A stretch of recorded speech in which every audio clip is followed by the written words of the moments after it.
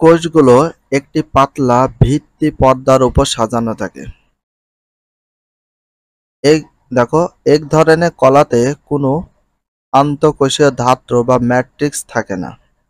কাজ: এ টিস্যু দেহের ভিতরে ও বাইরে অঙ্গগুলোকে আঘাত থেকে রক্ষা করে। পাকস্থলী ও অন্ত্রের আবরণী কলা পাচক রস ক্ষরণ করে। পাকস্থলী ও অন্ত্রের আবরণী কলা পাচক রস ক্ষরণ করে। পাচক রস ক্ষরণ করে।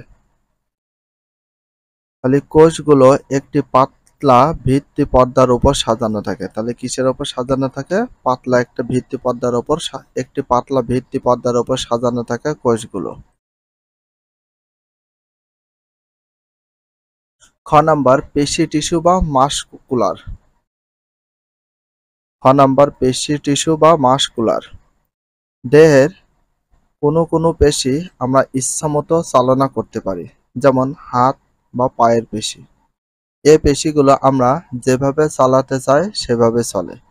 আবার দেহের কোনো কোনো পেশি আমরা ইচ্ছামতো চালনা করতে পারি না।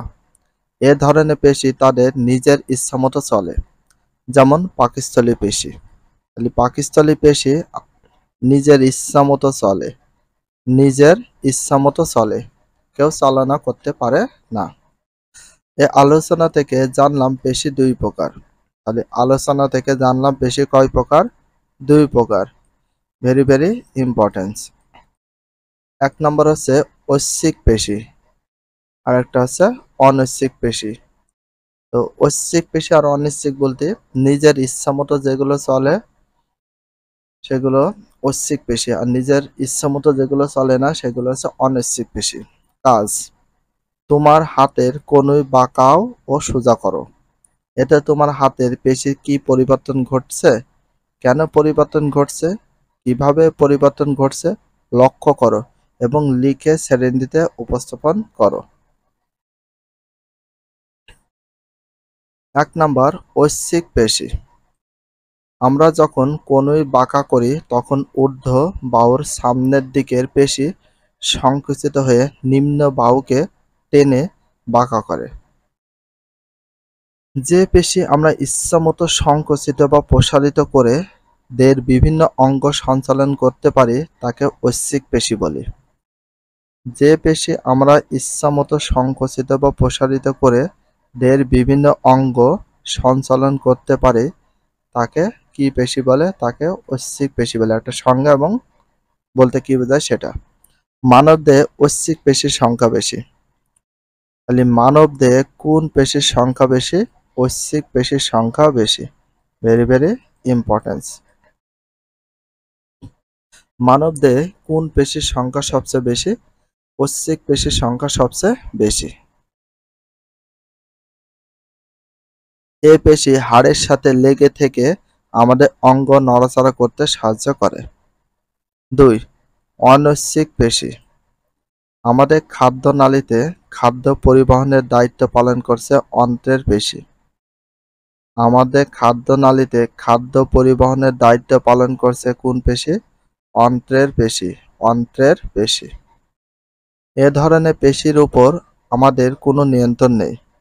অর্থাৎ যেসব পেশি আমাদের ইচ্ছামতো সংকুচিত হয় না তাদেরকে অনৈচ্ছিক পেশি বলে। তাহলে একটা সংজ্ঞা আর একটা প্রশ্ন দেখো, যেসব পেশি আমাদের ইচ্ছামতো সংকুচিত হয় না তাদেরকে কি পেশি বলে? অনৈচ্ছিক পেশি বলে। অনৈচ্ছিক পেশি বলে। হৃদ পেশি নামে আরেক ধরনের বিশেষ অনৈচ্ছিক পেশি আছে। আরেক ধরনের বিশেষ অনৈচ্ছিক পেশি আছে, সেটা হচ্ছে হৃদ পেশি বা হার্টবিট, যেটাকে আমরা বলে হার্টবিট বা হৃৎপিণ্ড যাই বলি। এ পেশি নিজ ছন্দে পর্যায়ক্রমে সংকুচিত স্বাভাবিক হয়ে দেহের রক্ত সঞ্চালন করছে। তাহলে দেহের স্বাভাবিক, দেখো, নিজ ছন্দে পর্যায়ক্রমে সংকুচিত স্বাভাবিক হয়ে দেহের রক্ত সঞ্চালন করছে, সেটা কোন পেশি? হৃৎপিণ্ড বা হৃৎপেশি। শুধু হৃৎপিণ্ড এ পেশি দ্বারা গঠিত। পেশির কাজ।